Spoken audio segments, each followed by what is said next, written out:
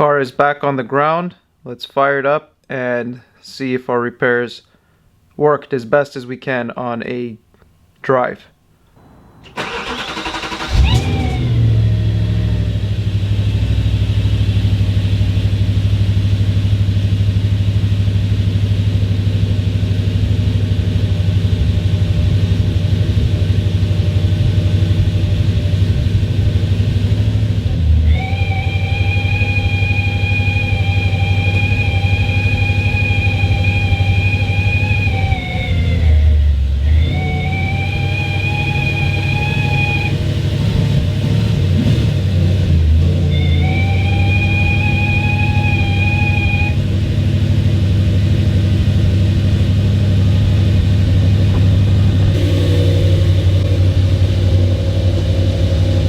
Okay, so you see that smoke rising? That's all from the brake fluid that was on the exhaust.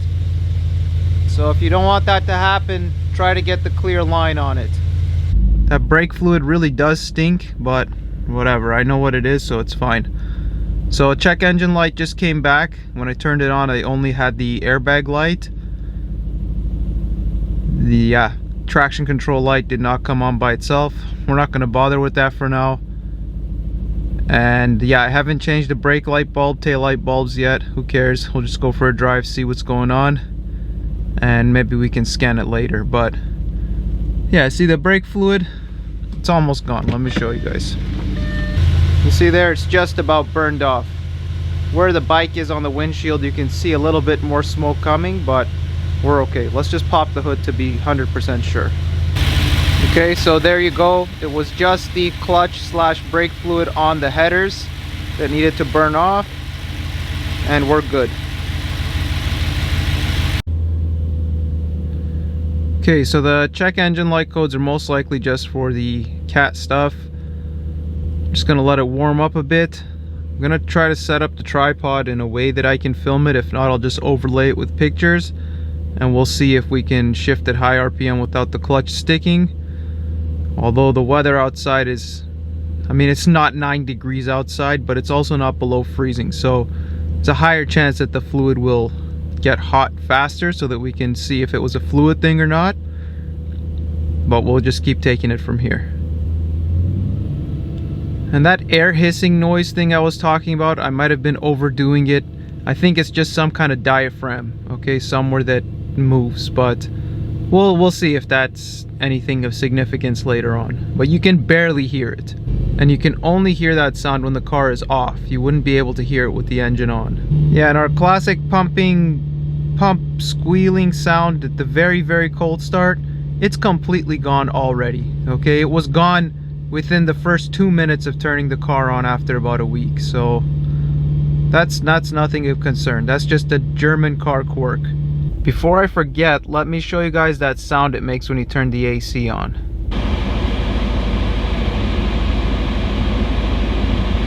Okay, so I can confirm that the sound is AC only. It has nothing to do with that blower fan. Okay, the heater sounds completely normal. It's only when the AC compressor comes on that it makes the rumbling sound, even though the AC compressor is brand new. Well, maybe it's something it only does in the summer, because right now even my AC isn't making a loud rumbling sound. Maybe it's something that's cleared itself up. I mean, this is the first time I've turned it on in a long time, but things are good. So hopefully we never hear that sound and you guys never hear it.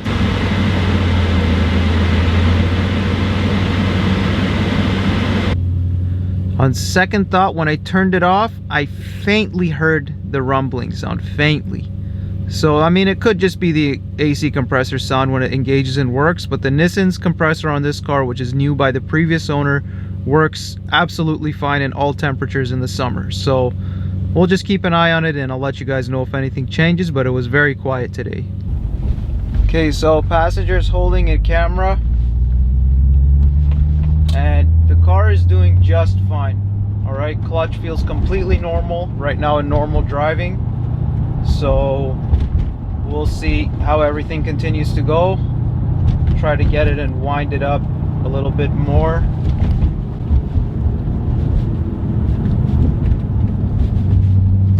But as you can see here, everything is engaging fine and it's good. Just to show you guys, it shifts good normally.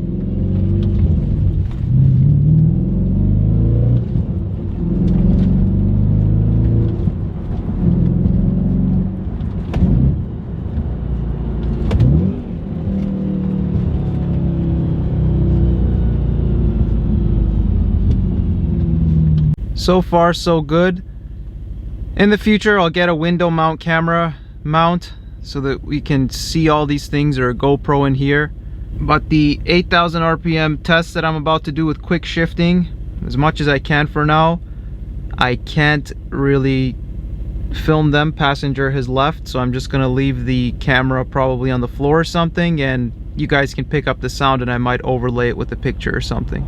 Or if the tripod holds, then you guys can join me by watching a door handle throughout the drive.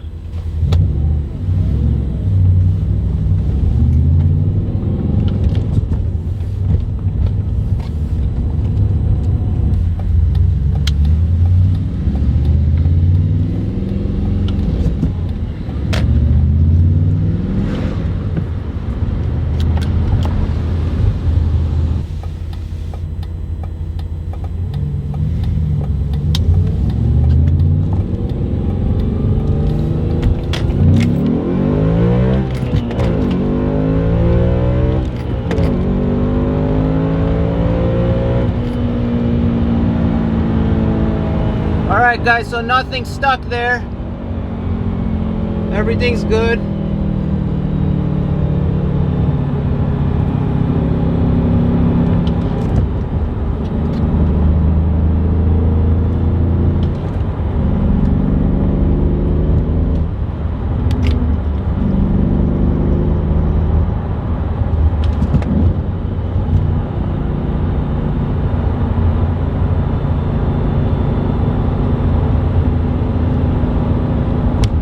Yo, you know what they say about these new RS6s being NPC cars? Some RS6 was just about to make a right turn, saw my car, and didn't come to play. I mean, come on, what kind of person sees that and doesn't... Okay, whatever. Maybe I'm just talking shit.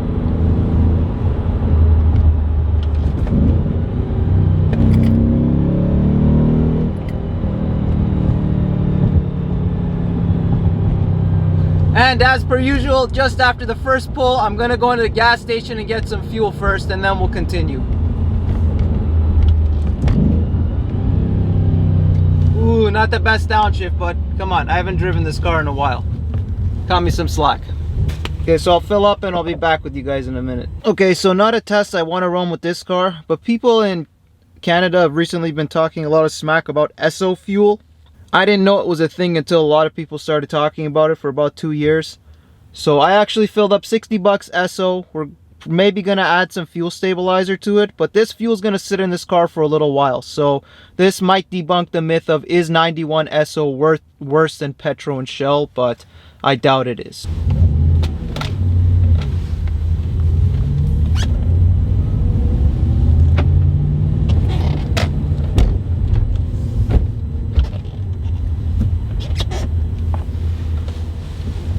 So I'll be honest, that rumbling noise from the vent flaps in the trunks was kind of annoying when you were driving, so I'm happy I have the back seats in. And the bumps that you're hearing are not suspension clunks. They're just, that's just the way stiff suspension is on bad roads. So yeah, that I'm interested that the low speed bumps squeaking sound isn't happening. That only happens over speed bumps at low speed. So I might have really been creating that series out of a non-problem over speed bumps, but it's something we'll look into. But it doesn't happen on small bumps when you're driving. It's only on slow speed bumps in parking lots. So I don't know how big of a deal or important that is for us to deal with, but we'll see.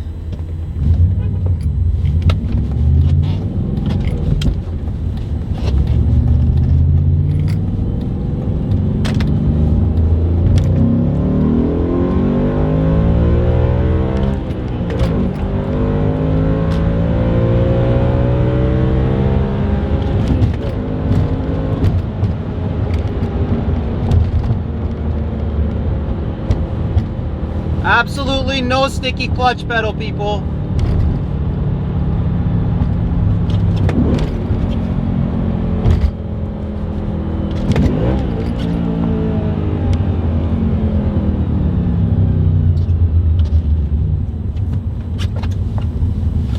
Yeah, the clutch pedal is returning as I pull up to the light. That's the main thing. The place where it sticks and you're not paying attention is sometimes not while you're driving. It's when you get to that first stop, and then the clutch pedal stays to the floor and you're not paying attention and it stays there, and then it goes. It doesn't come back.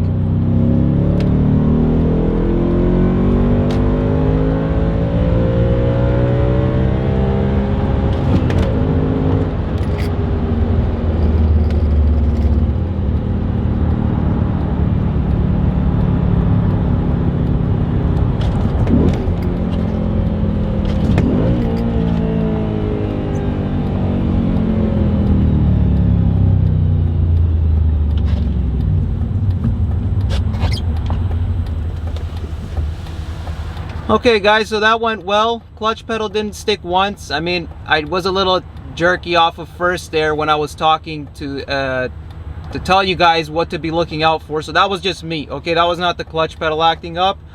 But the car is doing fine, completely fine.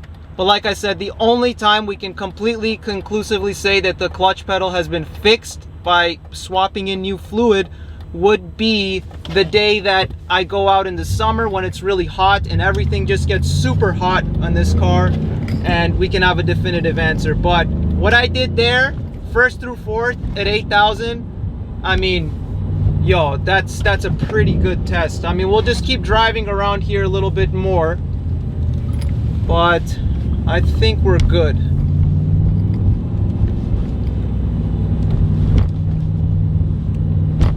And I mean, you guys are getting some high quality microphone sounds of what KW sound like on semi-poor roads. Like, these aren't really bad roads where I am, but you're hearing the bumps, and it's not that bad. It really isn't. I mean, it makes more noise than what it transmits into the car as you're driving in terms of comfort.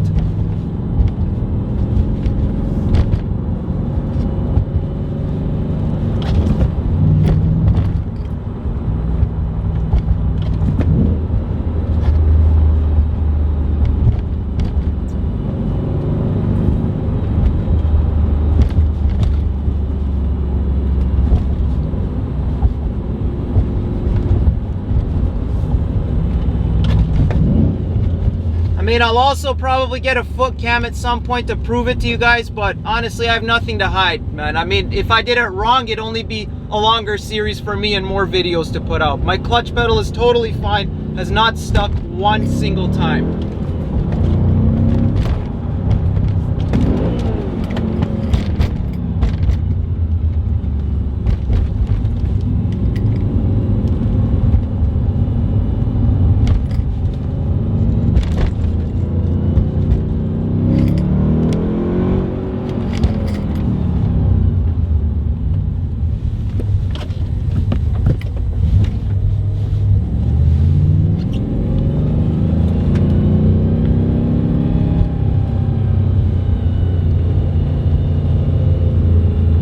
Why people gotta pull out in front of me?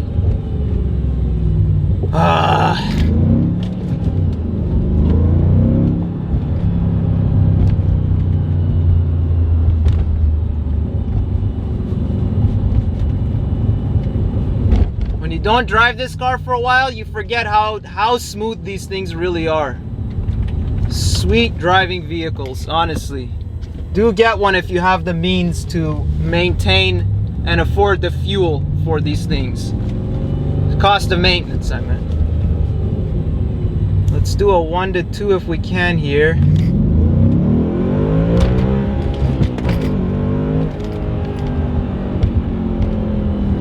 Yeah, the pedal did not stick at all. I mean, I've been driving long enough right now that things have heated up, you know? I think this is pretty definitive that the clutch pedal has been fixed just with fresh fluid, but we'll have to keep going because I don't remember a single time after the first or second week I purchased this car that if I did an 8,000 RPM serious pulls on the streets where the speeds are legal for it, that my clutch pedal wouldn't stick at the first stop or during one of the shifts, and I'd have to quickly get my toe under there and remove the clutch pedal from the floor manually with my toes.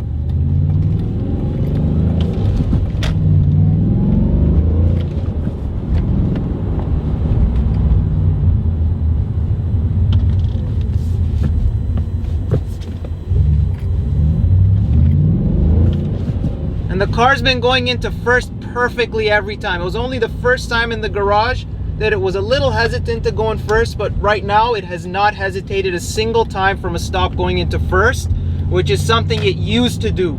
Okay, so both of those issues seem to have been sorted, but I won't get ahead of myself. Okay guys, so we're here at the classic spot where I usually do some of my pulls, and I'm just looking at the road condition with the ice and snow and slush and rain. I'm on my summer tires. I don't want to have to wash the car like I did last time. I would do an 8,000 RPM rev limiter bounce and slide pull here right now. I know it would have been awesome, but this is where I have to respect my car and not do that. So maybe in the future, if we lift this and put skinny off-road tires on it, we'll do stuff like that. But I don't know how the channel's going to progress and what we're going to do. But you're not going to get a pull from a nice visual pull. But for now, the clutch fluid, I am sold on it. I think we're good. And I mean, I should put my defrost on, which I didn't, but whatever. Here you see, this is what we're looking like after all that driving there, okay? Everything is good, all of our temps. So let me, for the first time, hit that check button that people like. Right brake light. Oh, my check button doesn't even work. Oh god. Okay, we just introduced a new problem. All right, so yeah, everything that needs to be good shape is in good shape. All the temps, everything, and that's it. Good. So there you go, guys. Car is in minty shape. We are good in many parameters. Everything's good. Like I said, you're not going to get a pull video, but things are good with the RS4.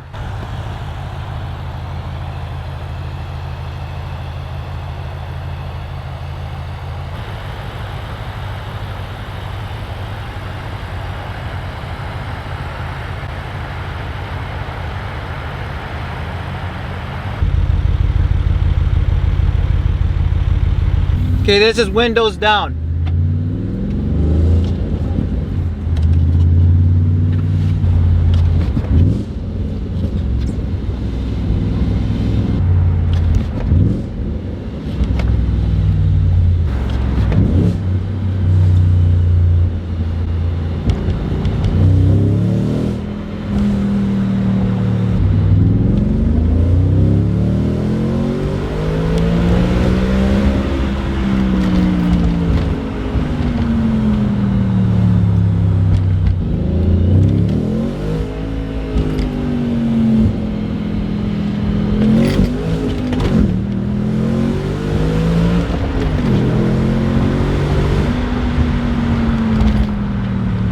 So that sound you heard there on that previous pull, I had to slow down just a bit when I was in first, obviously because there's a Karen watching me. You know what Karens are like. You hesitate when you see a Karen sometimes. I shouldn't, but whatever, it happens. So I just wanted you to know that that wasn't a clutch slip.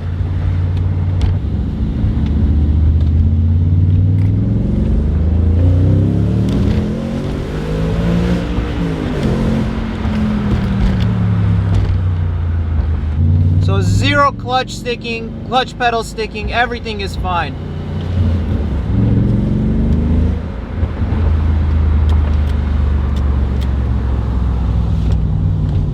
Okay, windows up, and okay guys, so we are back now here.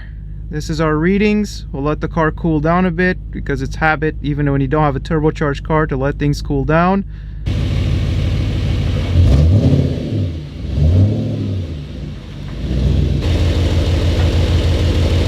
I usually like to open the hood to vent off a lot of the heat before I close the garage door. So now we'll go ahead and put that plastic cowl back at the back there, and the axle shield will put it back, or we're gonna start rebooting the axles. So I don't know what's going on. I've heard these axles are really tough, and I might just let that slip because I don't winter drive it, but we'll see. So no smoke, no nothing. Car is running mint.